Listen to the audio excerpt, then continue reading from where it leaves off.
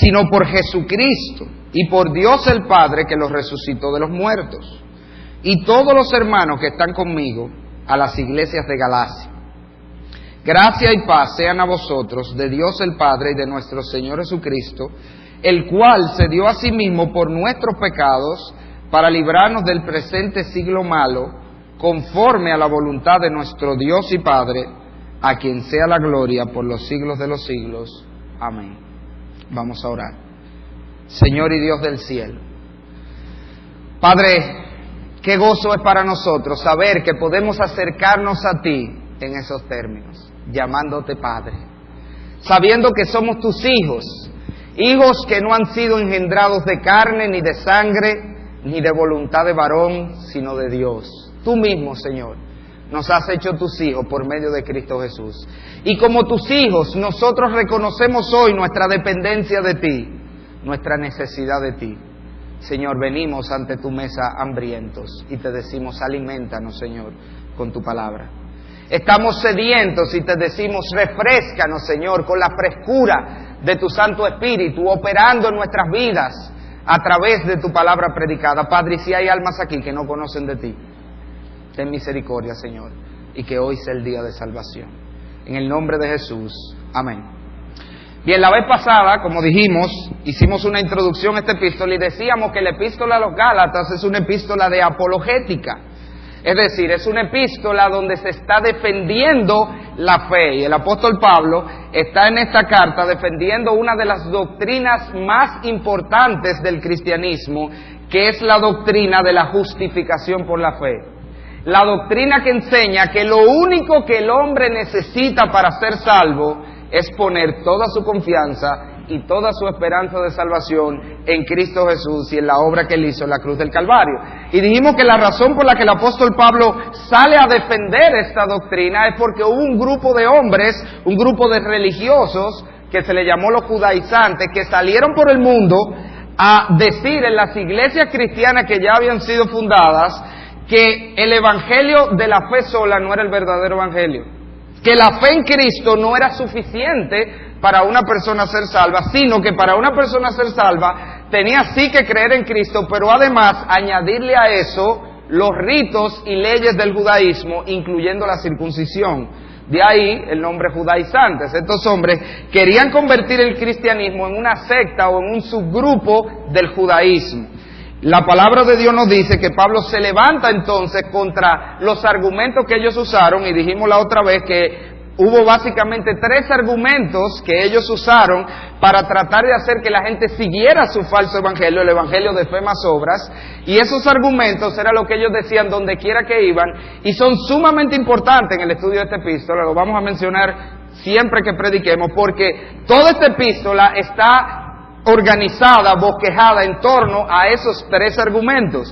Pablo está dando la respuesta o los contraargumentos a los argumentos que los judaizantes dieron para hacer que su evangelio llegara y la gente lo recibiera. Y esos 3 argumentos, dijimos, que dieron los judaizantes fue primero que Pablo no era un verdadero apóstol de Jesucristo. Ellos decían, pero por eso que ustedes tienen un mal evangelio, porque ustedes oyeron a Pablo, pero Pablo no es un apóstol de Cristo, decían ellos.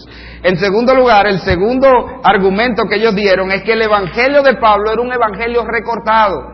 Pablo lo que quería era hacerle el evangelio fácil a la gente para que la gente se convirtiera. Él era, según ellos, lo que los americanos llaman un people pleaser, un individuo que lo que quiere es agradar a la gente, que lo que quiere es que mucha gente se le convierta y tener una iglesia llena, y por eso el apóstol Pablo no le decía la parte de los ritos y las leyes y las normas que van y son parte de la salvación y es necesario para la salvación. Y Pablo, para agradar gente y llamar gente y tener mucha gente, les recortaba esa parte.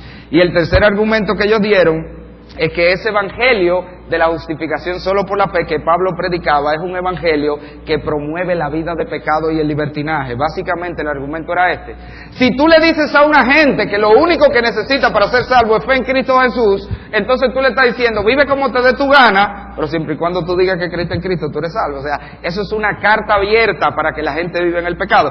Esos fueron los 3 argumentos, y como dijimos, nosotros podemos bosquejar toda la epístola a los Gálatas, tiene 6 capítulos en 3 partes iguales. Los primeros 2 capítulos para rebatir el primer argumento, los segundos 2 capítulos el segundo, y los terceros 2 capítulos el tercer argumento. Ahora, sin embargo, lo que nosotros tenemos aquí no es un tratado teológico. Esta no es la teología sistemática de Pablo. Esto es una carta. Y como una carta que era, comienza como comenzaban todas las cartas de ese tiempo. ¿Cómo comenzaba la carta? Con una salutación. Si usted mira el pasaje, eso es lo que tenemos en esos primeros versículos. Allí está, si usted tiene su Biblia con titulitos, arriba dice salutación. Y esa salutación sigue exactamente el mismo patrón que todas las salutaciones que vemos en todas las cartas de Pablo, y que era la manera habitual de comenzar una carta en ese tiempo, que era un poco diferente a la nuestra. Hoy cuando usted va a hacer una carta, usted lo primero que pone es el destinatario, a fulano de tal, o estimado fulano. Y luego usted pone un saludito, luego de saludarle cordialmente, o algo por el estilo. Luego usted pone el desarrollo de la carta, y al final, entonces que usted pone su firma, atentamente, fulano. Así lo hacemos hoy. Pero en ese tiempo ese no era el patrón, como se iniciaba una carta. Si usted mira el pasaje, el patrón que seguían todas las cartas en ese tiempo era este. Lo primero que se ponía era el escritor, versículo 1 de Gálatas 1. Allí está el escritor. En el versículo 2, lo segundo que se ponía era los destinatarios o los receptores de la carta. Y luego, los versículos 3 al 5, el apóstol Pablo pone un saludo, y ese era el patrón de la carta de ese tiempo, el escritor, los destinatarios, un saludo, y luego el desarrollo de la carta, que en Gálatas está a partir del versículo 6. O sea, que lo que tenemos aquí es simplemente una introducción a esta carta, igual a todas las introducciones que se hacían en ese tiempo, nada extraordinario hasta aquí. Sin embargo, usted sabrá que la palabra de Dios todo es extraordinario. O sea que esto no es una salutación normal. Esto no es, hola, yo soy Pablo, ¿cómo están por allá? Aquí estamos bien. Y si usted se fija, en esos 5 versículos, el Espíritu Santo mueve a Pablo a hacer algo que él hace en toda su carta. Y usted puede hacer esto y buscar esto en todas las epístolas de Pablo. Y es que Pablo condensa toda la epístola en la salutación. Si usted sabe de qué trata cualquier carta del apóstol Pablo, usted puede identificar claramente cómo él resume todo lo que él va a decir en una capsulita en la salutación de la carta. Y en ese sentido, los mismos 3 argumentos que dijimos que él va a refutar en toda la carta a través de 6 capítulos, esos 6 argumentos, nosotros los vemos refutados en tan solo 5 versículos en esta carta. Y eso es lo que vamos a ver hoy, en la medida que consideramos esta salutación, siguiendo el mismo patrón que tiene. El escritor, los destinatarios y el saludo. Si usted mira conmigo el escritor, el apóstol Pablo comienza. ¿Quién es el escritor? Pablo. Pero inmediatamente él hace así, saca sus credenciales. ¿Pablo qué? Apóstol. Independientemente de lo que ustedes crean, dice él. Independientemente de lo que le hayan dicho los judaizantes. Independientemente de lo que diga quien quiera, Pablo, yo soy un apóstol, dice él. Ahora mire la aclaración que él hace. Pablo apóstol, no de hombres, ni por hombre, sino por Jesucristo y por Dios el Padre, que lo resucitó de los muertos. ¿Y por qué esa aclaración? No era suficiente, Pablo apóstol. Pablo, yo soy un apóstol. No, él aclara. No de hombres ni por hombres, sino por Jesucristo y por Dios. ¿Y cuál es la idea? Para nosotros entender esa aclaración, tenemos que saber que el término apóstol era, en su sentido más sencillo y básico, simplemente un mensajero, un enviado. O sea, hoy en día decimos apóstol y nosotros entendemos una cosa muy diferente a lo que entendía la gente de ese tiempo. Esa era una palabra común, normal. De hecho, para hacerle especial, lo que hicieron las traducciones, lo que han hecho, y lo que se hizo en nuestro idioma, es que se hizo una transliteración, es decir, se dejó igualita. Esa es la misma palabra en griego. Así como usted la ve ahí, apóstol, así mismo es en griego. Pero en ese tiempo eso era una palabra común, que simplemente significaba un mensajero, un enviado, un representante. De hecho, hay un pasaje de la Biblia, no tiene que buscarlo, pero oiga, lo que deja ver eso claramente, en Juan 13:16, el Señor Jesucristo dice, de cierto os digo, el siervo no es mayor que su Señor, ni el enviado, y esa palabra enviado ahí es apóstolos en el griego, es mayor que el que le envió.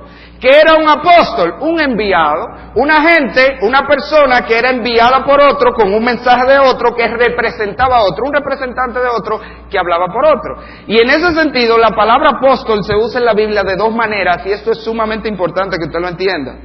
Porque los que quieren hablar de apostolado hoy se basan en versículos como que les voy a citar. En la Biblia, el término apóstol se usa en un sentido general o genérico, si pudiéramos decirlo así. Un sentido común que es el sentido de un mensajero, de un enviado. Y en ese sentido, la Biblia se refiere como apóstol a mucha gente. Le voy a citar un par de pasajes en la Biblia.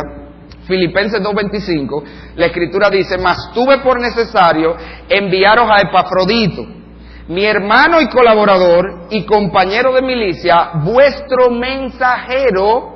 Y la palabra mensajero allí, ¿usted sabe cuál es en el griego? Apóstol y ministrador de mis necesidades. Ese pasaje está diciendo que Epafrodito era un apóstol. ¿Pero de quién? De los filipenses. Epafrodito era un apóstol de los filipenses. ¿En qué sentido? Él había sido enviado por los filipenses con un mensaje a Pablo, y de hecho con una ofrenda a Pablo. Por eso dice que él era administrador de sus necesidades. Los filipenses mandaron a Epafrodito, y en ese sentido él era un representante de ellos, él era un apóstol de ellos, de los filipenses. Otro pasaje donde se usa así es en 2 Corintios 8:23. Dice la palabra de Dios: en cuanto a Tito, es mi compañero y colaborador para con vosotros, y en cuanto a nuestros hermanos, oiga aquí, son mucha gente, son mensajeros, y es otra vez la palabra apóstol, de las iglesias y gloria de Cristo. Ahí está hablando de muchos hermanos, no de uno. Muchos hermanos que eran mensajeros, apóstoles, ¿de quién? De las iglesias. ¿Qué pasaba? Que donde quiera que Pablo iba, fundaba una iglesia, pero usted sabe que él hacía, él generalmente agarraba a un jovencito que había ahí, que él veía que el Señor le había dado dones y capacidad, y se lo llevaba con él para que lo ayudara. Y por eso Pablo siempre tenía muchos ayudantes en las misiones. Y Pablo dice que todo eso que lo acompañaban y lo ayudaban eran apóstoles de las iglesias, eran representantes de iglesias, eran hermanos que las iglesias habían enviado a ayudar a Pablo. Ese es el uso genérico general del término apóstol, simplemente un representante de un grupo o de una persona, un enviado de un grupo. Ahora, la Biblia, y eso pasa mucho en la palabra de Dios, que en el cristianismo se cogen cosas que eran de uso común y se le da un uso especial. Y se agarra un término común y se le da y se usa de una manera distintiva. Y eso pasó con el término apóstol. El término apóstol, entonces, en el cristianismo pasó a usarse también para referirse ya de manera especial y particular a un grupo definido, a un grupo específico y limitado de hombres que fueron llamados y comisionados no por una iglesia, no por un grupo de hombres, no por hombres, sino por Cristo mismo. Cristo, Jesucristo, los llamó, los comisionó y los encargó de que fuesen como mensajeros suyos y representantes suyos a hablar por Él. Y ese es el término apóstol que la Biblia nuestra traduce como apóstol. Lo demás lo deja como mensajero para dejar el sentido. Pero cuando usted ve apóstol, se está hablando del término especial, de ese grupo limitado que tenía una encomienda muy particular, déjeme decirle. Los apóstoles, de hecho, vaya en su Biblia, Efesios capítulo 3, los apóstoles, junto con los profetas, eran hombres especiales, en el sentido de que tenían una encomienda especial. Era un grupo limitado, particular, hombre que Cristo mismo había llamado en persona y lo había comisionado para dos cosas. Una de ellas la encontramos allí en Efesios 3, hay otro pasaje donde se ve eso, pero allí está claro. Dice Efesios 3, versículo 4, leyendo lo cual podéis entender cuál sea mi conocimiento en el misterio de Cristo, misterio que en otras generaciones no se dio a conocer a los hijos de los hombres, como ahora es revelado a sus santos apóstoles y profetas por el Espíritu. ¿Y qué es lo que estamos viendo? Los apóstoles, en este sentido especial, los santos apóstoles, junto con los profetas, eran hombres que el Señor comisionó y que llamó para ser instrumentos de revelación, para ser los hombres a través de los cuales Cristo haría llegar su revelación, en otra palabra, su palabra. Y por eso le está diciendo, leyendo esto, ustedes pueden saber cuál es la revelación que el Señor me ha dado. Los apóstoles y los profetas eran hombres que Dios iba a usar para hacernos llegar la Biblia, la revelación escrita de Dios. Ahí mismo en Efesios, si usted voltea su página para atrás, en el capítulo 2, versículos 19 y 20, vemos otra cosa particular que distinguía a este grupo de apóstoles, y es que estos eran los encargados de dar inicio, de sentar el fundamento de la iglesia de Cristo. Dice el versículo 19 de Efesios 2, así que ya no sois extranjeros ni advenedizos, sino conciudadanos de los santos y miembros de la familia de Dios, edificados sobre el fundamento, literalmente la zapata de los apóstoles y profetas, siendo la principal piedra del ángulo Jesucristo mismo. O sea que los apóstoles, junto con los profetas, no solamente eran los instrumentos de revelación de la Biblia, eran los hombres que Dios iba a usar y usó para tirar el cimiento, la zapata, la base, el fundamento sobre el que se iba a levantar la iglesia. ¿Y por qué yo estoy haciendo tanto énfasis en esto, mi hermano? Porque si usted considera lo que la Biblia dice de esos apóstoles en el sentido especial, usted tiene que llegar necesariamente a la conclusión, que de hecho la Biblia lo dice por otro lado, Pablo dice él fue el último de los apóstoles, pero que hoy en día, a pesar de que muchos se quieren adjudicar el título de apóstol y de profeta, eso no existe hoy. Porque usted decir que hay apóstoles y profetas hoy, usted está diciendo que esto no se ha acabado. Oye, la Biblia está inconclusa, porque esos eran los hombres que Dios iba a usar para darnos eso. ¿Eso quiere decir que no se ha acabado? Faltan todavía cosas por escribir. Todavía más, usted decir que hoy hay apóstoles y profetas, es usted decir que la iglesia está comenzando todavía. Estamos a nivel de zapata. Señores, qué mal arquitecto Dios, ingeniero, tiene 2000 años y todavía está empezando la iglesia. Qué mal ingeniero es ese. 2000 años y estamos en zapata, porque los apóstoles y profetas era lo que iban a sentar la zapata, el fundamento.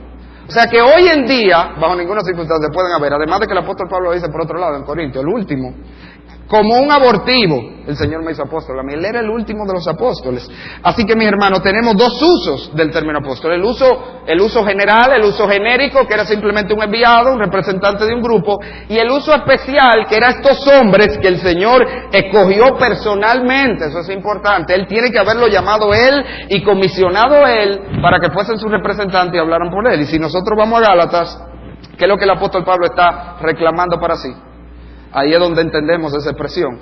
Apóstol, Pablo apóstol, ¿qué dice ahí? No de hombres, ni por hombres. Yo no soy un apóstol en el sentido de un enviado de iglesia. Es verdad que él salió de Antioquía como misionero, pero no fue ahí que me hicieron apóstol, dice él. Yo no soy un enviado de un grupo. A mí nadie me hizo apóstol, ningún hombre me hizo apóstol. Yo no fui a un seminario para ser apóstol. Yo no fui a coger un curso de apostolado. A mí ningún hombre me impuso la mano, como yo vi en televisión, que un profeta estaba ordenando a un pastor para hacerlo apóstol. ¿Cuánta herejía junta en una sola escena? Un profeta que no existe estaba ordenando él a un hombre apóstol que tampoco existe, cuando la Biblia dice que los apóstoles era Cristo que los llamó él mismo y le decía yo te encomiendo, como hizo con Pablo, como hizo con todos. Ningún hombre hace a otro apóstol de Jesucristo. Cristo hace los apóstoles de Jesucristo. Y eso es lo que Pablo está diciendo. Yo no soy apóstol de hombres ni por hombre. No fue que nadie me puso la mano, no fue que Pedro vino con una espada y me dijo, híncate ahí, como hacían con los soldados, con los caballeros antes. Yo te nombro. No, eso no fue así. Cristo me hizo apóstol. Yo soy un apóstol, no de hombre ni por hombre, sino por Jesucristo y por Dios el Padre. Y esto sí está interesante también. Yo no soy apóstol de hombres, ¿te está oyendo? Sino de Jesucristo. Pues Jesucristo no es un hombre normal. Por ahí dice, no, Jesucristo lo que era un hombre bueno, tú sabes. Él era un hombre bueno. Mi hermano, mi amigo, la Biblia no admite que tú digas que Jesús era un hombre bueno. O él era Dios o era un charlatán. Porque aquí la Biblia está diciendo que él no es hombre. Él es Jesucristo, él es Dios. Eso es lo que está diciendo. Yo no fui hecho apóstol por hombre, sino por Jesucristo. La Biblia no nos da lugar a nosotros tener a Cristo como un simple hombre, como un hombre bueno. Él está reconociendo, no fue un hombre, fue Cristo. Cristo es Dios. Ahora mire otra cosa que él añade allí. Pablo apóstol, no de hombre ni por hombre, sino por Jesucristo y por Dios el Padre, que lo resucitó de los muertos. Y esta es la única vez que en la epístola a los Gálatas se menciona la resurrección de Cristo y se menciona en unión o en relación con el apostolado de Pablo. ¿Y por qué usted cree que es eso? ¿Por qué Pablo menciona la resurrección de Cristo solamente en relación con su apostolado? Piénsalo un chin antes de yo decir. Trabajen un chin la mente para que se despierten del sueño que llegaron de la mañana. ¿Cuándo fue elegido Pablo apóstol? ¿Antes o después de la resurrección? El único que fue elegido después. Y Pablo lo que está haciendo es rebatiendo posiblemente el argumento que usaban los judaizantes. Pablo no es un apóstol, Pablo ni siquiera conoció a Cristo. ¿Cuándo Pablo le hicieron apóstol? Nosotros sabemos, decían ellos, como vamos a ver más adelante en esta carta, que ellos se untaban, que los apóstoles que estaban en Jerusalén los apoyaban a ellos y decían, nosotros sabemos que Pedro es apóstol, y que Juan es apóstol, y que Jacobo es apóstol, y que el otro es apóstol, porque ellos estuvieron con Cristo, y nosotros vimos que Cristo lo eligió, y que Cristo los envió, pero Pablo ni siquiera conoció a Jesús. ¿Cómo Pablo va a ser un apóstol de Cristo? Y Pablo dice, ¿tú sabes cuál es el problema? Que yo no soy apóstol del Cristo en su estado de humillación aquí en la tierra. Yo soy un apóstol del Cristo resucitado. Jesús, luego de resucitado, se me apareció a mí y me encomendó y me llamó para que yo fuera su apóstol. Y ese es el relato que usted conoce, que está en Hechos 9, a partir del versículo 15, que se repite en Hechos 20. Cuando él iba camino a Damasco y Cristo le aparece y le dice que lo iba a poner por testigo de la cosa que él ha visto, que era que Cristo resucitó, y de las que me apareceré a ti. O sea que Cristo se iba a aparecer a él dándole revelación, que son las que él nos dejó por escrita. O sea que este hombre está diciendo que él es un apóstol, no de hombre ni por hombre, sino del Cristo resucitado que lo encomendó. Ahora, ¿cuál es el punto, mi hermano? ¿Cuál es el punto de ese versículo? ¿Por qué yo he invertido tanto tiempo en eso? Mire, lo más que yo le voy a hablar es de lo que más tiempo yo voy a pasar hablando, de eso que hablamos, del apostolado de Pablo. ¿Pero por qué? ¿Por qué es tan importante? ¿Qué es lo que Pablo está reclamando para sí en ese versículo? Usted sabe lo que Pablo está reclamando así: autoridad divina. Lo que Pablo quiere dejar claro es que el mensaje que yo le di no es mío. ¿De quién es? De Cristo. Porque yo soy un apóstol de Cristo, un representante de Cristo, un mensajero de Cristo. Yo soy uno que Cristo me encomendó para que hablara por él. Por lo tanto, el asunto aquí no es qué piensa Pablo sobre cómo el hombre se salva. Porque lo que Pablo está diciendo, ¿qué es? Es el mensaje de Cristo. Y ese es el asunto central de ese versículo. Que nosotros entendamos la autoridad divina detrás de los escritos de estos hombres. Que cuando yo agarro esto, y yo hablo la epístola a los Gálatas, y yo hablo la epístola a los Tesalonicenses, y yo hablo la epístola de Pedro, y yo hablo cualquier parte de aquí de la Biblia, ¿qué es lo que yo tengo aquí? El mensaje de Pablo, la opinión de Pablo, las ideas de Pablo. ¿Qué es lo que yo tengo aquí? ¿Qué es lo que tengo aquí? El mensaje de Cristo, la palabra de Cristo.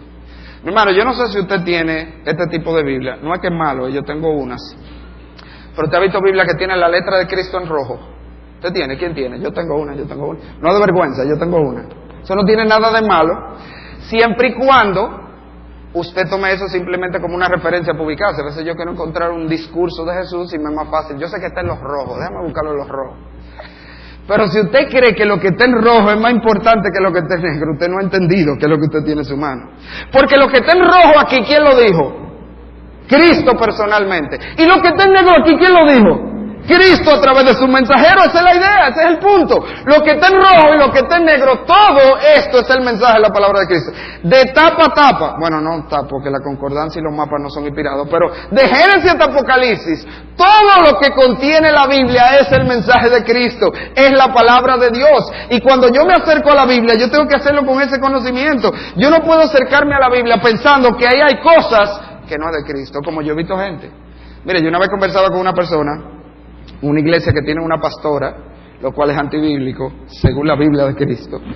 Y esa persona, conversábamos sobre eso y yo le decía, le busqué los pasajes, pero mira, la palabra de Dios dice en Corinto, la mujer calla en la congregación, no le he permitido hablar ni ejercer dominio sobre el varón. Le busco lo de Timoteo y usted sabe lo que me dijo. Eso era Pablo, que era machista. Oiga, qué buen uso de la Biblia. Ese chin, toda la escritura está inspirada por Dios, dice ella, pero ese chin, eso era Pablo que era machista. Señor, ¿eso lo dijo quién? ¡Cristo! Despiértense, por favor, si no dejamos esto. ¿Quién dijo eso? ¡Cristo! Eso lo dijo Cristo, porque Pablo era un representante de Cristo, y Pablo hablaba en nombre de Cristo, y eso es lo que él está diciendo. El evangelio que yo le di no es mío, es el de Cristo. Todo lo que hay aquí escrito, pues si no sería muy fácil, así sí es bueno. Yo voy a empezar a coger cosas y decir, no, mira, eso era Pablo que era un arcaico, eso de que no se puede fornicar, eso era él que era un arcaico, vamos a dejar eso y vamos a fornicar a todo el mundo. No, lo que hay aquí es el mensaje de Cristo, y toda la Biblia de tapa a tapa es la revelación del Señor, y cuando nos acercamos a ella tenemos que hacerlo así. Mi hermano, mire, otra aplicación importante de eso, muy importante hoy, porque ya esto se ha vuelto una locura. La locura de la gente, buscar la revelación de Dios. Que Dios me hable. Señor, háblame. Como en ningún tiempo en la historia cristiana usted está viendo gente que el Señor se lo llevó por los moños, lo jaló, y que yo me estaba bañando y Cristo se me apareció en una burbuja de jabón. y que yo tuve un sueño y gente buscando, y Dios háblame, y Dios háblame, y Dios háblame. Señor, a mí Dios me habla todos los días. A usted no le habla todos los días, a mí me habla todos los días. Yo no me tengo que abrir aquí, y ya Él me está hablando. Vamos a empezar por esta revelación, mi amigo, mi hermano. Vamos a empezar por esta. No cumplimos ni el 10% de esto y queremos más. Oye, no vivimos ni la tercera parte de lo que aquí dice, no conocemos ni la mitad de lo que aquí dice y queremos que nos diga más. Empieza por esta. Ya aquí tú tienes la revelación de Dios, tú no tienes que estar buscando más, ya ahí está lo que Cristo quería que tú supieras. La Biblia, mis hermanos, es un libro único, es un libro especial, ninguno se le compara. Esto no es un libro religioso más, Esto no es como dicen algunos, bueno, es un libro religioso igual que el Corán, igual que los escritos de los budistas, igual que los escritos de hindúes, igual que, como dicen por ahí, que el libro de Mormón. No, en ninguna manera. Este libro reclama para sí algo que ningún otro libro tiene, la autoridad divina. Esto es la palabra de Dios. Y peor, hay gente que lo quiere poner al mismo nivel de los escritos de los filósofos, que si Platón, pero venga acá, por favor, esto es la palabra de Dios, y así tenemos que acercarnos a ella. Ahora, si usted vuelve al pasaje de Gálatas capítulo número 1, el apóstol Pablo hace algo interesante en el versículo 2. En el versículo 1, él se eleva por encima de todo el mundo y dice, yo soy un apóstol de Cristo. Yo soy de ese grupo limitado, exclusivo, de hombres que el Señor escogió para que fuesen instrumentos de revelación, para iniciar la iglesia y sentar la zapata de la iglesia. Yo soy un apóstol. Y en el versículo 2 él se pone a la par con todos los demás creyentes y dice ahí, Pablo, versículo 1, apóstol, no de hombre ni por hombre, sino por Jesucristo y por Dios el Padre que lo resucitó de los muertos, versículo 2, y todos los hermanos que están conmigo. ¿Y cuál es la idea? Oye, yo soy un apóstol de Jesucristo, pero yo no tengo una doctrina diferente a la que tiene toda la iglesia. No es que a mí el Señor me dijo algo que no le ha dicho a nadie, como querían proponer los judaizantes. El mensaje que yo le llevé, le está diciendo Pablo, es el mensaje que tienen los hermanos, es el mensaje que tienen los cristianos. Si ustedes han recibido otro mensaje, ese no es el mensaje de Cristo, ese no es el mensaje de los cristianos. Ustedes están siguiendo un mensaje que no es cristiano, porque el mensaje que yo les di es el mismo que tiene toda la iglesia. La revelación de Dios, una de las características que tiene la revelación de Dios, es que es congruente y consecuente con ella misma. Dios nunca le ha revelado nada a alguien que después le diga lo contrario a otro. ¿Usted sabía eso? Nunca. Y por eso, de hecho, una de las pruebas más grandes de inspiración de la Biblia es esa. Como 40 autores, y ninguno, gente que ni siquiera se conocieron muchas veces, ninguno se contradice. No hay una sola contradicción o error en la Biblia, aunque mucha gente lo quiere encontrar. Pero cuando usted encuentra un error en la Biblia, adivine dónde está el error. En usted. Si tú encontraste un error en la Biblia, el que te equivocaste fuiste tú. Algo estás usando mal. De alguna manera estás torciendo la Biblia, porque esto no tiene error, es consecuente. Y Pablo está diciendo, yo tengo la misma revelación que tienen todos los hermanos. Yo he tenido la misma revelación que le dio a Pedro, que le dio a Pablo, que le dio a la iglesia en sentido general a través de todos sus apóstoles. Dios no le dice a nadie algo diferente a lo que ya ha dicho. Y eso es importante porque usted se topa con gente. Yo conocí un caso. En este afán de tener nuevas revelaciones, pasan cosas increíbles. Porque Dios le dice a gente, le revela cosas que son contrarias a lo que está aquí. Y yo no entiendo eso. Son revelaciones divinas, entre comillas, pero contradice esto. Como el caso que yo vi de un pastor, que el Señor les reveló. Se le apareció y les reveló que él tenía que divorciarse de su mujer, que ya estaba viejita, y casarse con una jovencita que había en la iglesia. Tremenda revelación divina. Lea ahí, Señor, alégrate con la mujer de tu juventud. Lo que el Señor siempre te ha dicho, aprende a gozarte con tu viejita. Está viejita, tú no eres que estás muy joven tampoco. Ya tú tienes la calvita, la ñoñita también, o sea, gózate con esa, como usted. Eso es lo que el Señor te dice. ¿Cómo a ti te va a revelar entonces ahora que te la cambie por otro? Dios no se contradice, su revelación es consecuente en todo, y Pablo está dejando eso claro. Ahora, si nosotros volvemos al pasaje, no solamente vemos allí el escritor, sino que en segundo lugar, en ese versículo 2, nosotros encontramos los receptores, y dice allí, y todos los hermanos que están conmigo, versículo 2 de Gálatas 1, a las iglesias de Galacia. Y hay una controversia que usted tiene que conocer en el ámbito teológico. Eso para mí es irrelevante, pero como aquí hay muchos teólogos, como han dicho, y les gusta saber estas cosas, hay una controversia en el ámbito teológico sobre dónde estaban estas iglesias de Galacia. ¿Por qué? Habían dos cosas que se llamaban Galacia en ese tiempo. Estaba lo que era la región geográfica de Galacia, propiamente dicha, que era una zona que estaba al norte de Turquía. Eso era la región de Galacia, pero de eso no tenemos ningún recuento bíblico que Pablo haya visitado, esa zona. Sin embargo, estaba, además de la región de Galacia, que estaba al norte, lo que se conoce como, o se conocía como la provincia de Galacia. Usted sabe que los romanos, y los que han tomado el Instituto Bíblico saben eso, donde quiera que ellos llegaban, ellos hacían de una vez unas divisiones políticas por provincia, para ellos gobernar mejor, y ellos no tenían que ver con las regiones. Ellos agarraban y decían, Baní, Asua, todo eso es Vanilla. Y el Asua se convertía en Baní automáticamente, aunque era Asua. Y los asuanos seguían diciéndose asuanos, pero son banilejos, porque ya Roma, que era el gobierno, dijo que eso era Baní. Bueno, pues eso mismo pasó en este caso. Y cuando Roma conquista toda esa zona, ellos crearon la provincia de Galacia, que incluía la zona del norte, que era la región de Galacia, pero además incluía la zona sur, que es lo que hoy es Turquía, en la actualidad es Turquía. Y esa zona sí tenemos un recuento bíblico de que Pablo la visitó, porque esa zona que hoy es Turquía es donde Pablo fundó las iglesias en su primer viaje misionero. Ahí hay por lo menos 4 iglesias que el libro de los Hechos nos narra que Pablo fundó, que son la iglesia de Antioquía de Pisidia, de Listra, de Iconio y de Derbe. Y la relevancia que eso tiene para nosotros, ese es el punto de vista más aceptado y es obviamente el más lógico y es lo que tomamos porque es el que vemos en la Biblia. Pero la importancia que tiene eso es que nos ofrece un contexto bíblico para estudiar. Yo puedo saber algo de las iglesias a las que Pablo le está escribiendo porque en el libro de los Hechos Pablo me habla de la fundación de esas iglesias Galacia, que son esas que le mencioné, la de Antioquía de Pisidia, Listra, Iconio y Derbe. Y eso está en Hechos 13 y 14. De hecho, vamos a ver cuando lleguemos a Gálatas capítulo 3, que Pablo habla de la experiencia de los Gálatas y todas las cosas que él menciona allí, nosotros las podemos ubicar en el libro de los Hechos, en los capítulos 13 y 14, como cosas que sucedieron en esa iglesia. Y esa es básicamente la importancia que tiene el conocer eso de la zona geográfica. Sin embargo, hay cosas más importantes que nosotros aprendemos de estos destinatarios. ¿Cómo qué? Para empezar, algo que debemos notar es que aquí no se está hablando de una iglesia. O sea, el problema, el cambio en el Evangelio, la perversión de la doctrina no había ocurrido en una iglesia, sino en muchas iglesias. Por lo menos, eran 4, por lo menos, pueden que haya sido mucho más, eran muchas iglesias. ¿Y por qué eso es importante y relevante para nosotros? Mi hermano, porque eso quiere decir que el hecho de que muchas iglesias estén haciendo algo no significa que está bien. Y eso se lo digo, hermano, que a cada rato vienen, pastor, ¿y por qué aquí no hacemos tal cosa? Porque otras iglesias lo hacen y porque otra iglesia lo hace no está bien. Aquí había un paquetón de iglesias y todas estaban mal. Todas las iglesias de una zona. Y le voy a poner un ejemplo práctico, aunque le duela en el dedito a alguno. Pastor, eso yo lo he oído, ¿y por qué aquí no ponen un solo culto los domingos ya? ¿Por qué hay muchas iglesias que nada más tienen un culto el domingo? ¿Y? Porque otra iglesia tenga un solo culto el domingo, no quiere decir que eso está bien o que eso es lo que Dios quiere. Mi hermano, usted ha visto en la palabra cómo consideraban los primeros cristianos, y a través de toda la historia de la iglesia, eso de bajar a un culto el domingo, eso empezó hace pocos años.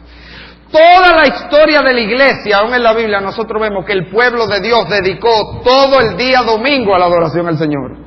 Tanto así, que ¿cuál es el nombre que se le dio al día domingo? Ellos no tenían, de que sábado, domingo, lunes, ellos le pusieron un nombrecito al domingo, que está en el libro en Apocalipsis, Juan lo menciona. ¿Cuál era el nombre? El día del Señor.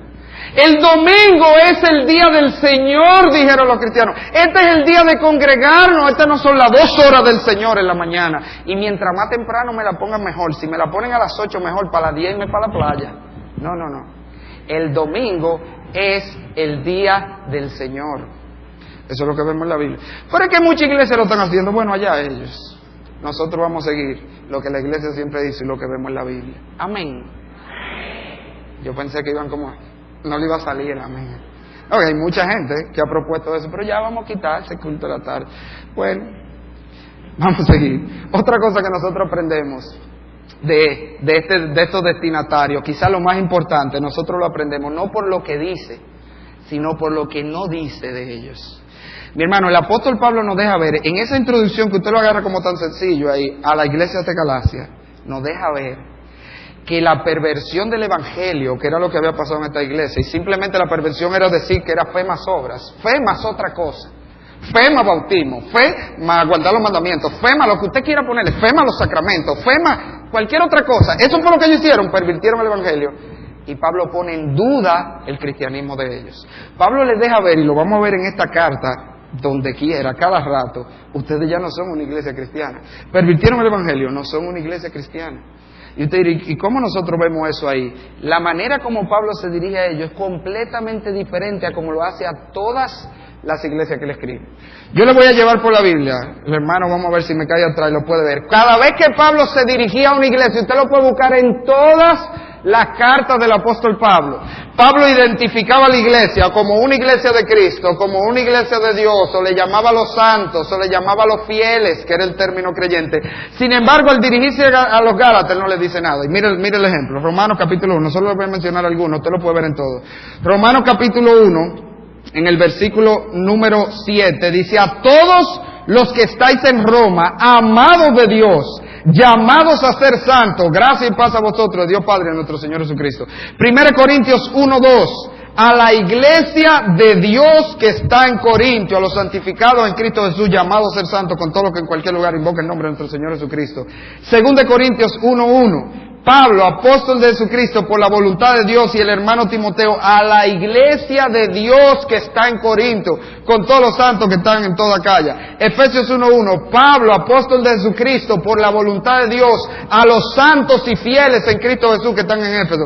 1 Tesalonicenses 1:1, este era otro grupo de iglesia. Pablo, Silvano, Timoteo, a la iglesia de los tesalonicenses en Dios Padre y en el Señor Jesucristo. Y así usted puede seguir. Búsquela todita. En toda Pablo empezaba: a las iglesias de Dios en tal sitio, a los santos en tal sitio, a los cristianos de tal sitio, siempre. Vuelva a Gálatas. ¿Cómo que le dice? Gálatas capítulo 1, versículo 2. Y los hermanos que están conmigo, ¿qué dice ahí? A las iglesias de Galacia. Ustedes son una iglesia. ¿Qué era lo que era una iglesia? Ese era otro término, que la iglesia simplemente le dio un título especial. Una iglesia era un grupo de gente, eso era una iglesia. La palabra iglesia en ese tiempo era un grupo de gente congregados. Y le decían: ustedes son una iglesia, ustedes están congregados, pero ustedes no son una iglesia de Cristo. Ustedes no son una iglesia de Dios. Ustedes no son de los santos y fieles de Cristo Jesús. Ustedes son iglesias. ¿Sabrá Dios de quién? Pero no de Cristo. Él está poniendo en duda el cristianismo de ellos, mi hermano, y esto es sumamente serio e importante, porque esto nos deja ver que lo que hace a una iglesia cristiana, ¿usted sabe qué es? Su doctrina. ¿Usted me oyó? Lo que hace a una iglesia cristiana es su doctrina, no su práctica. Y mire, no quiero minimizar el valor de la práctica, pero una iglesia puede tener una mala práctica, pero una doctrina correcta y es cristiana. Y puede tener una práctica correcta, pero una doctrina incorrecta y no es cristiana. Porque lo que hace a una iglesia cristiana es su doctrina. Una iglesia puede ser muy buena, la gente, y muy amorosa, y ayuda mucho a la comunidad.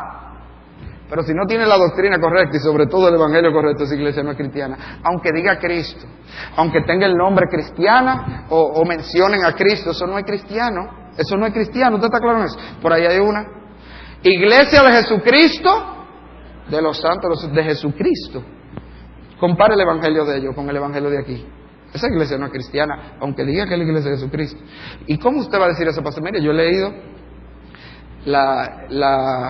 los artículos de fe de ellos. ¿Usted sabe cómo dicen ellos que se salva la gente? El hombre es salvo por la gracia de Dios después que ha hecho todo lo que le toca hacer a él para ser salvo. Así que dice: salvación es fe más obra. Están diciendo lo mismo que pasaba a los Gálatas. Y Pablo dice: ustedes no son cristianos. Quítense el título de Cristo, que ustedes no son cristianos. Eso es lo que le está diciendo ahí a los Gálatas. Mi hermano, y vuelvo y le digo, es más, le voy a poner un ejemplo de una iglesia con una práctica malísima y sin embargo era una iglesia cristiana. ¿Entonces cuál es eso? Es una iglesia que vemos en la Biblia que tenía todos los líos del mundo prácticos. ¿Cuál era? La iglesia de los Corintios. Tú ves los teólogos de aquí hay muchos teólogos. La iglesia de los Corintios. Mi hermano, ¿usted sabe los líos que había en la iglesia de los Corintios? Déjame decirle, mire, en la iglesia de los Corintios había desórdenes en la iglesia. Y había pleitos y divisiones en la iglesia. Y había un caso de fornicación gravísimo en la iglesia. Y lo peor es que dice Pablo que la iglesia estaba envanecida. El caso de fornicación en la iglesia se lo celebraba en vez de tomar medidas. Y había, como le dije, todo los desorden y los líos en medio del culto. Y había mujeres que querían liderar. Por eso que le dice la mujer calle, porque había mujeres que querían ser la pastora ahí, cosa que es antibíblica. Él tiene que decirles: ¡hey! Tome su lugar de sumisión, que así fue como Dios la creó, y deja al hombre ser el líder. Tenía todos los líos del mundo. Había hermanos demandándose en la iglesia de los Corintios, hermanos metiendo preso a otro hermano, hasta eso había. Y usted vio cómo Pablo se dirige a ellos dos veces. a la iglesia de Dios que está en Corinto. Eran cristianos. ¿Por qué? Porque tenían el evangelio correcto. Eso es lo que hace una iglesia cristiana. Sin embargo, aquí tenemos la iglesia de Galacia, que no tenía ninguno de esos problemas prácticos. Al contrario, ¿usted sabe lo que habían hecho los Gálatas? Hacer el cristianismo más riguroso, más estricto, porque al añadir todas estas reglas y todas estas normas, el cristianismo era algo más, era una camisa de fuerza. Y Pablo le dice, ustedes no son cristianos, ustedes han cambiado la doctrina, ustedes han cambiado el evangelio.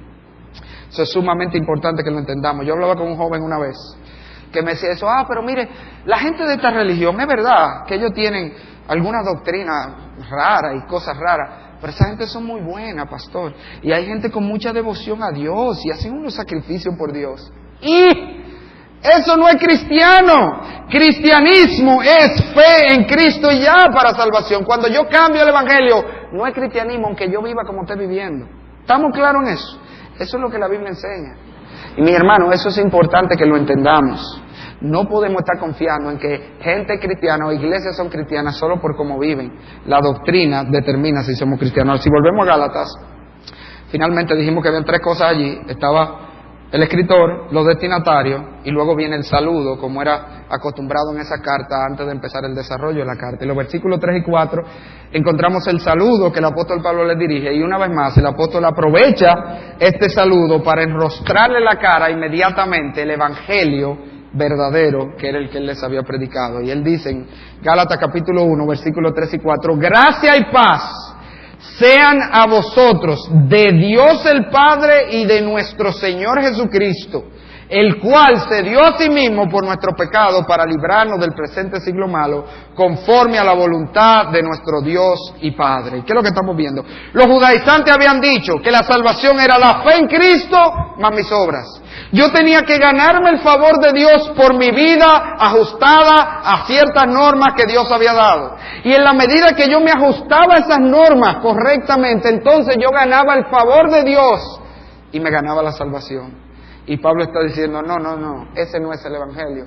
El evangelio es que la gracia de Dios y la paz con Dios son un regalo de Dios. Yo no me lo gano. Gracia y paz de Dios Padre y del Señor Jesucristo. Tú puedes tener la gracia de Dios, el favor de Dios y paz con Dios solamente como un regalo que Dios te da, y te lo da sobre la base de ¿qué? Y de nuestro Señor Jesucristo, el cual se dio a sí mismo por nuestros pecados. La gracia de Dios y la paz de Dios son un regalo de Dios que vienen a nosotros comprados por Cristo Jesús en la cruz del Calvario. Ese es el evangelio. El evangelio es no que yo me puedo ganar el favor de Dios. El evangelio es no que yo puedo llegar a estar en paz con Dios por mis obras, sino solamente, enteramente, en lo que Cristo hizo en la cruz del Calvario. A mí me gustó el himno que cogió el hermano, mi esposa, que sabía de qué yo iba a hablar, de qué trataban estas cosas. Cuando estaba dirigiendo el hermano Pascual, no necesito obras ser ni ritos, pero me dijo, mira, te está predicando el mensaje. Efectivamente. Eso es lo que es el evangelio.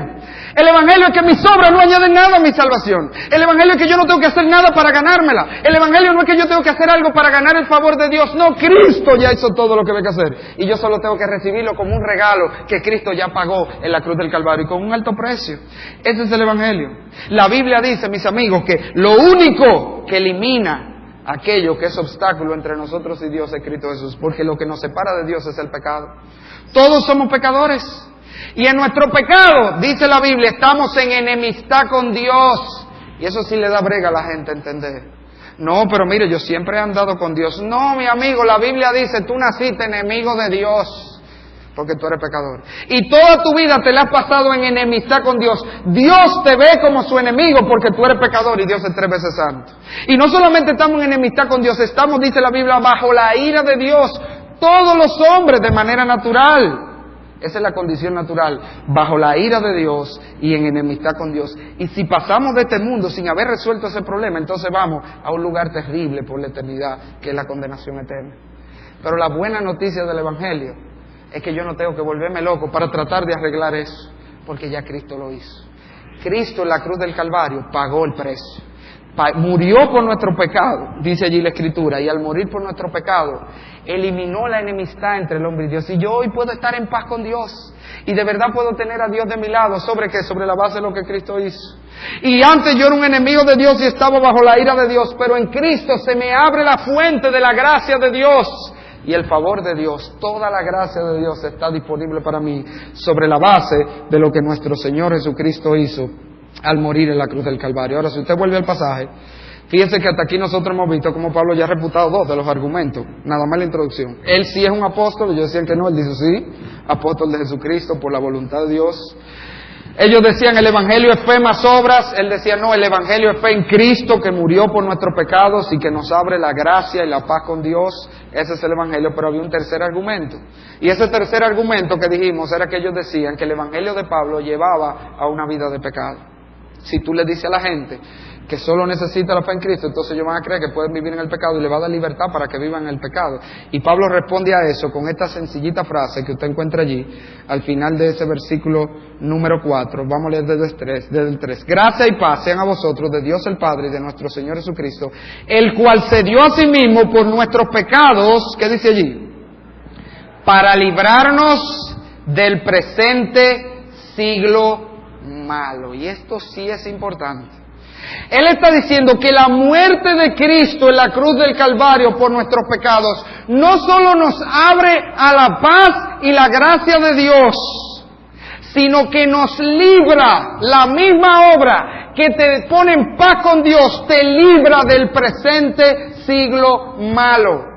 Y cuando él habla allí del siglo malo, del siglo, eso no se refiere a tiempo, eso es una alusión al mundo, a la manera de vivir del hombre allá fuera sin Cristo. Por eso la Biblia dice que el diablo es el príncipe de este siglo, porque se está refiriendo al mundo. El diablo controla la manera de vivir del hombre allá afuera, aunque él no lo vea o no lo quiera entender. El diablo controla su manera de vivir y el diablo dirige su vida. Y la Biblia está diciendo, cuando yo vengo a Cristo, Cristo no solo me abre las puertas del cielo, me rompe las cadenas del diablo en esta vida, me libera de las ataduras del mundo, me libra de esa manera de vivir que tiene el hombre del mundo. Por eso está diciendo Pablo, no es verdad que el verdadero creyente va a vivir en el pecado. Cristo lo libera del pecado.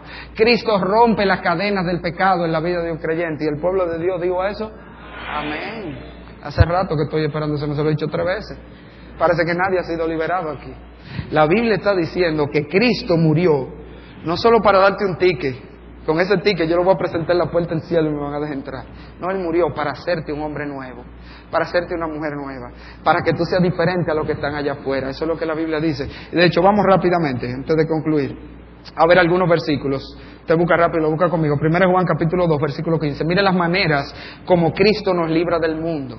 La obra de Cristo, la operación de Cristo en nuestra vida nos libra de este mundo de 3 maneras, por lo menos, que vemos en la Biblia. Una de ellas, al venir a Cristo, los creyentes somos librados del amor al mundo. Y dice Juan, en 1 Juan capítulo 2, versículo 15, no améis al mundo, ni las cosas que están en el mundo. Si alguno ama al mundo, ¿qué dice allí? El amor del Padre no está en él. Si alguno ama al mundo, no es cristiano, eso es lo que le está diciendo. Él acaba de decir arriba que el cristiano se caracteriza por el amor. Y él está diciendo, si tú amas al mundo, es porque tú no eres cristiano, porque tú no has sido librado de ese amor al mundo. ¿Qué parte de lo que Cristo hace? A veces no es cristiano y están en la iglesia, pero con una amargura, porque nada más miran allá afuera. Ay, yo quisiera hacer lo que hacen eso. Ay, ya yo no puedo hacer eso. Ay, si yo pudiera, mi hermano. Además, ni siquiera te debería decir mi hermano. Tú amas al mundo. Si tú estás aquí, pero lo que tú estás deseando, lo que es allá afuera. Y tú estás aquí amargado porque tú sabes que esto es lo que hay que hacer, pero yo lo que quiero es hacer lo que hacen allá afuera. Tú no eres cristiano, porque dice aquí que Cristo quita el amor al mundo y pone el amor del Padre. Cuando yo vengo a Cristo, ese amor por esas cosas se va y empieza mi amor por las cosas santas y empieza mi amor por las cosas de Dios. Me sorprende que nos podemos pasar 3 horas viendo una película, The Lord of the Rings, 3 horas, muy entretenido. Pero el predicador ya tiene 45 minutos, ya hay gente bostezando. O sea, que nos gusta más la película que la palabra de Dios. ¿Eso es lo que usted me está diciendo? La Biblia dice, el cristiano ama las cosas de Dios y no las del mundo. Pero no solamente el Señor nos libra del amor al mundo, nos libra del presente siglo malo porque nos libra del amor por esa cosa. Y no estoy diciendo que un cristiano no se puede dejar arrastrar en un momento de las cosas del mundo, pero eso no es lo que Él ama. Eso no es lo que Él desea. Lo que Él desea son las cosas de Dios y desea vivir en la santidad de Dios. Mi hermano, tú deseas vivir en la santidad de Dios. Tú tienes ese anhelo en tu corazón. Yo quisiera ser. Mira, le estoy diciendo que usted quisiera, porque yo sé que no llegamos ahí. ¿Cuántas veces cae de rodillas el cristiano? Señor, yo sí quisiera ser ese hombre que tú quieres. Tenemos ese anhelo. Tenemos la carne que nos va a arrastrar. Pero el verdadero cristiano ama las cosas de Dios y no las del mundo. Ahora, Romanos capítulo 2, versículo 2. El cristiano no solamente ha sido librado del amor al mundo, sino de la manera de pensar del mundo. Dice la Biblia que el Señor hace una renovación de la mente. El Señor te agarra y te resetea la mente y te pone el pensar cristiano cuando tú te conviertes. Dice la Biblia, Romanos 12:2, no os conforméis a este siglo, mírala ahí la misma palabra, mundo, sino transformaos por medio de la renovación de vuestro entendimiento, para que comprobéis cuál sea la buena voluntad de Dios, agradable y perfecta. No tome la forma del mundo. ¿Por qué? Sé transformado por el cambio de mente que Dios obró en ti al convertirte. Un cristiano es un individuo que piensa diferente y actúa diferente. ¿Usted sabe por qué? ¿Por qué? Porque piensa diferente. El cristiano no vive como vive por una serie de reglas que le dan. Eso es lo que Pablo va a contraatacar en Gálatas. No es verdad que yo tengo que darte una listica de cosas que tú puedes hacer y no hacer para tú saber cómo vivir. Porque si tú eres cristiano, el Señor cambió tu mente y tú vas a pensar diferente.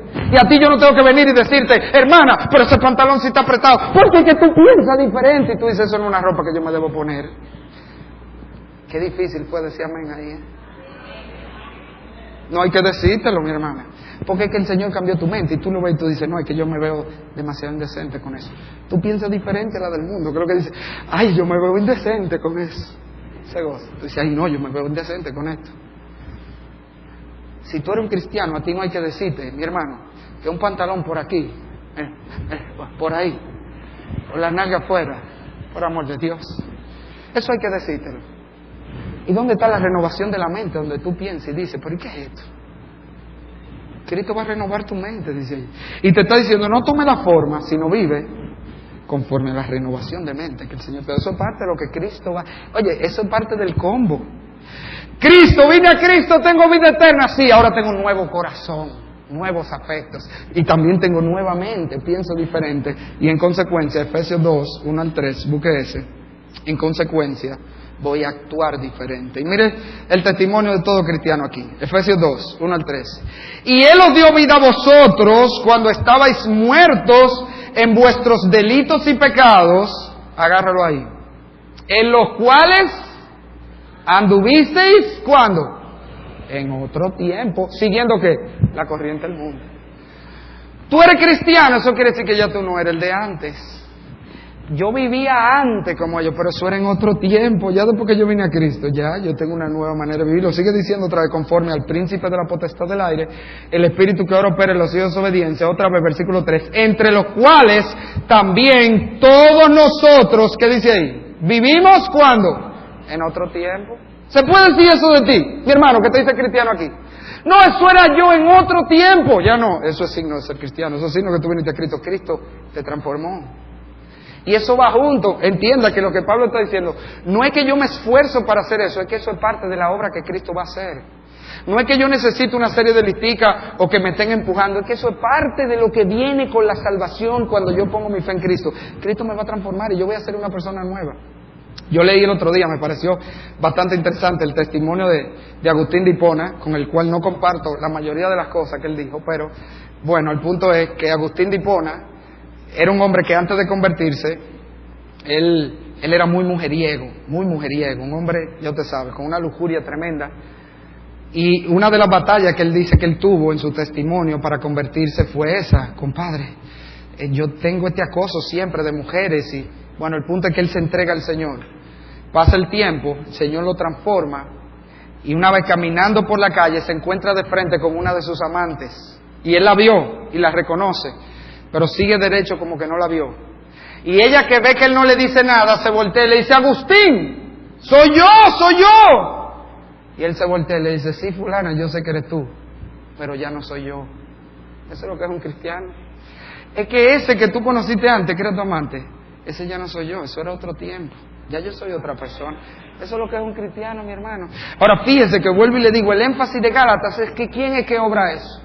Cristo Jesús murió por nuestro pecado para librarnos del presente ciclo malo. Esto no es con fuerza de voluntad. Esto no es con reglas que yo me impongo, esto es la obra de Cristo en la vida de todo creyente. En la medida que venimos a Él y vivimos por la fe en Él va a obrar en nosotros esa transformación de vida. Y si usted viene el pasaje, Pablo termina allí con un grito de alabanza. Gálatas capítulo 1, versículo 5. Vamos a leer desde el 4 para seguir la idea. Dice, el cual se dio a sí mismo por nuestro pecado para librarnos del presente siglo malo, conforme a la voluntad de nuestro Dios y Padre, a quien sea la gloria por los siglos de los siglos. Amén. Y Pablo termina donde tiene que terminar. Después de decir todo lo que Dios ha hecho, él termina, Dios sea la gloria. Y el contraste es con el evangelio de los judaizantes. ¿A quién glorifica el evangelio de los judaizantes de fe más obra? ¿A quién glorifican el evangelio de las sectas del mundo? ¿A quién glorifican las religiones? Glorifican al hombre. ¿Por qué? Yo me salvé, ¿por qué? Porque yo fui bueno. Y porque yo hice esto. Y porque yo no hice aquello. Y porque yo, y el centro es yo, y al final ¿quién se lleva la gloria? Yo. Ese es el evangelio de las sectas. Ese es el evangelio falso. Pero en el evangelio de la Biblia, toda la gloria va a un solo lugar. Al que lo hizo todo, Dios. Y de hecho, si usted mira en este pasaje, Pablo se ha encargado de dejar claro, después de cada gran acápite, que el que ha hecho todo aquí es Dios. Si usted mira el versículo 4 en su primera parte, ¿quién fue que ejecutó nuestra salvación? Cristo Jesús en la cruz del Calvario. ¿Y quién es Cristo? Dios. ¿Quién fue que ejecutó nuestra salvación? Dios al morir en la cruz.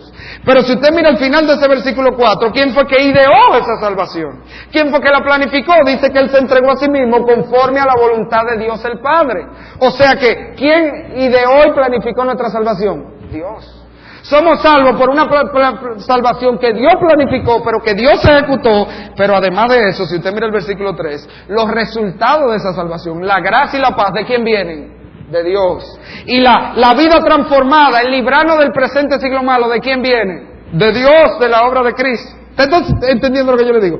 Dios ideó la salvación. Dios ejecutó la salvación. Dios nos da los resultados de la salvación en nuestra vida de manera práctica. Pero además de eso, si usted mira el versículo 1, ¿quién es que hace que llegue a nosotros el mensaje de salvación?